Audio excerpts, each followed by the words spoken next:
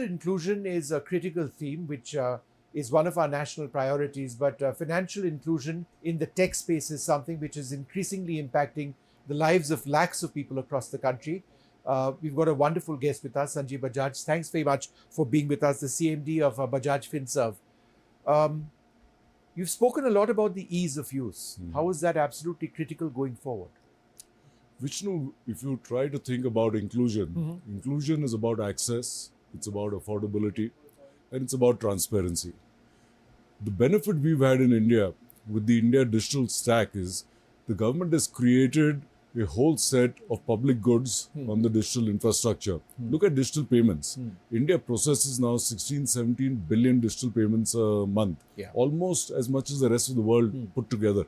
What that does for access is you can be a small store owner, you can be a guy with a push cart, and payments is no longer an issue. Look at now the account aggregator framework. I believe 120 million people have already signed up for it. We are one of the biggest users of it, where to a customer, you can give access to your bank statements digitally to a loan provider. It's no longer restricted to your own bank and their terms and their interest rates and their duration.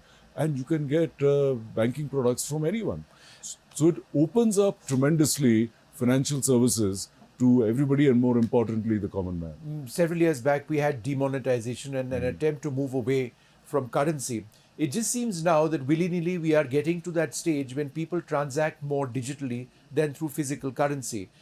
Going forward in the future, do you believe that that original goal of demonetization would in a sense be achieved in that we won't have physical currency, it will almost always be automated or digital? Very much so, and in a much nicer manner, because you've not taken the currency away. Right. You've given a much better alternative that is easy, that's affordable, it's really no cost actually to the people.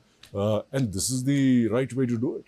Let's talk a little bit about our digital backbone, because a lot of what you do has to do with the progress of 5G across the country, smartphone availability. Are we gradually overcoming the digital divide, by which I mean some people who are literate who can use smartphones and many who can't use large phones, smartphones, who are not literate enough to use it? Are we getting to a stage when we are overcoming that? We are very much moving into that direction with a number of additional supporting features. One, today if you go to our app, it's available in multiple languages. Our communication with customers is today in 17 to 18 languages. We've recently been working with some of our top technology partners from the West on the advanced use of AI, including Gen AI. And while they have a couple of languages ready, what they've done is they've built ports where we know a number of Indian startups are working on individual languages, and you can combine the two. So ease of access, whether language, whether by using visual tools, a lot of our promotional data is now all digital. Right. And if I were to see the last 6 months, nearly 80% of our digital marketing is AI enabled. Right. So what's happening is access is improving, easy to understand, costs are coming down as well. So when you look at the digital world and the various elements to it, but all of it put together is making a big positive difference. Beyond chatbots, how are you embracing AI? So let's look at it on the marketing side. As I just said, our digital content, 80% of it, end-to-end, the AI tool is creating. Right. The human just confirms that there is no copyright issues, this, that, and stuff, because there is still some noise. But that's one. Second, we are now, so we do about 4 million loans a month in Bajaj Finance, give or take a little bit, right?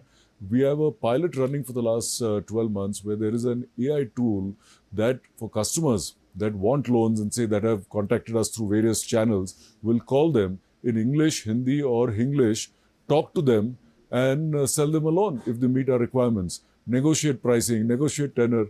It's a completely artificial tool and you can't realize that it's not a human voice. Of course, again, we have people watching to see are there mistakes, are there errors. But let's not forget that the call center person calling is also making errors. Right. On the service side, in the same manner, we've got, but there it's human assisted, because on service, these are existing customers. We have to be 100% right. So, but we again using AI over there. So whether it's productivity, whether it's revenue, we are clearly seeing use cases across. I was always curious to know, given the number of loans that you process every single month, huge numbers, and these are small consumer loans in many cases. Is your recovery of the loans efficiently done? We have a certain element of notoriety in our country for larger loans, recovery of loans, people paying back loans not taking place. Is this a problem that you confront with small consumer loans? Overall, no. Our loan losses have been steadily over the past decade below 1%, very Right. often 60 Is it bits, decreasing? Is 70. In the last 12, 18 months, as RBI had also flagged on certain unsecured small value loans, it had gone up a little bit. It is lower than the peak in the last 18 months, but it is not what it used to be in FY19. Right. So that still needs to be normalized. But we are again talking within a tolerance range which we keep very tight. Right. So there is some deterioration, but not significant. And of course, you're it's insured improving. for something like this, so it doesn't hit you financially as a company. Not insured, but it's not a material number. Right. Yeah. But does this remain a concern for the industry? Loan repayments in a country as large as Not in a ours? significant manner, but in pockets it is. As I said, not a big concern, but it was the early stages of larger delinquencies which has got nipped in the bud. Right. But for it to normalize will take another couple of quarters. Right. You've gotten into a big agreement with Airtel. What's that all about? Very simply, as Bajaj Finance, in the next 12 months, we will be working with about 100 million customers. We cross-sell them various financial products. There are memes which say maybe we try and do a little too much, and Right. we take that very seriously. But we enable a large part of India which would otherwise go to the informal sector.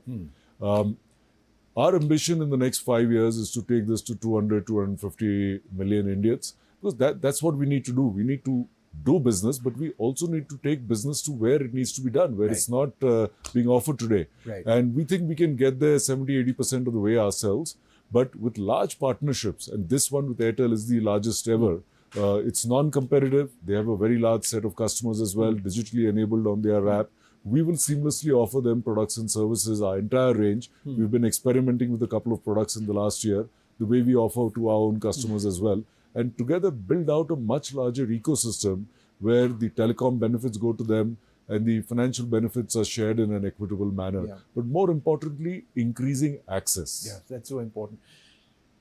Would we be in a finite period of time in our country, given our digital presence, will we be able to move beyond the small money lender, which is the cause of so many woes to people who are financially less privileged?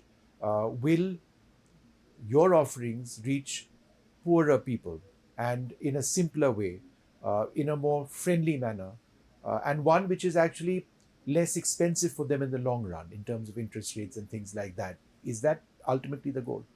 Very much so. In the last 5 years, Bajaj Finance has added between 17 and 20 million Indians that have entered the formal financial system for the first time, which means they've gone away from the money lender and come in over here. And again, I keep repeating, but the digital infrastructure created is enabling us to do that. So we have to move away from the top 100, 200 cities and keep not keep cherry picking on the low hanging fruit. If you make that effort to go beyond, and it requires a lot of effort, our entire loan origination system for the last 15 years is cloud based. So on a handheld device, person of mine can go to 150,000, 200 stores, town number 4,500 in the country, and suddenly enable it. Right. So more and more people have to do that. And again, these steps even that the regulators take or the governments take, when they see excesses happening, important to bring them in, like what happened on the personal loan side, on the microfinance side. But we have to be careful that we don't go overboard, because otherwise if the formal system stops lending, Right. if they need the money, where will they go? They will go back to the informal system, which is much worse. Yeah. Which brings me to my last question. Loans are given on the basis of the financial viability of the individual. That brings in CIBIL. All financial institutions, almost all of them, rely on CIBIL. There are concerns raised over a period of time on the speed with which CIBIL needs to actually update the financial standing of an individual. How critical is it for CIBIL as an entity to function equitably and efficiently for you to do your business? It is very important because it's a very important source of data for us. But when we do our checks, and because of our history with the customer, see, this year we'll do about 40-45 million loans. 60-65% is repeat to existing customers. So to us, the credit bureau is just one source of data. We've got existing customer data. We've got data of similar customers. So we run an individual risk scorecard for every potential customer. Right. But what comes from the credit bureau is verified data. So naturally, the more updated it is, it plays an important role. But for us, it's not the only one. What are your expectations of the budget? Very clearly, the government needs to continue on investing further in infrastructure. They're the ones that took the country out of the slowdown. But we need that to continue because that has a multiplier effect on so many other things, including job creation. We need to incentivize the middle class to spend. There is a slowdown that has happened over there. More on the urban side, luckily rural has picked up, rains have been good, crop has been good as well. We need to align all our government systems for much stronger exports. Right. Very simply, can we align our FTAs with the PLI sectors, with our custom duty structure on imports and exports? Just simple things like that will give us a greater boost in efficiency of exports. Right. And I would say lastly, well, there are of course many other things also, but lastly, the GST Council has worked so well between the centre and the states in resolving issues, moving ahead. We need similar councils between the centre and the state for issues like land, water, electricity, labour. Right. And it doesn't mean that one has to override the other. Work together, understand issues, but resolve them. Sure. Here in Davos, when I talk to global CEOs, they want to come in, but it's still difficult to do business in India. Gotten better, but that doesn't matter. Other countries are getting even better. So it's a moving target. So we have to, if you do some of these things, and some of it can be announced in the budget, some are outside of the budget issues, it will be a big tailwind for us. Wonderful. Thank you so much for speaking to us. Thank you very much indeed.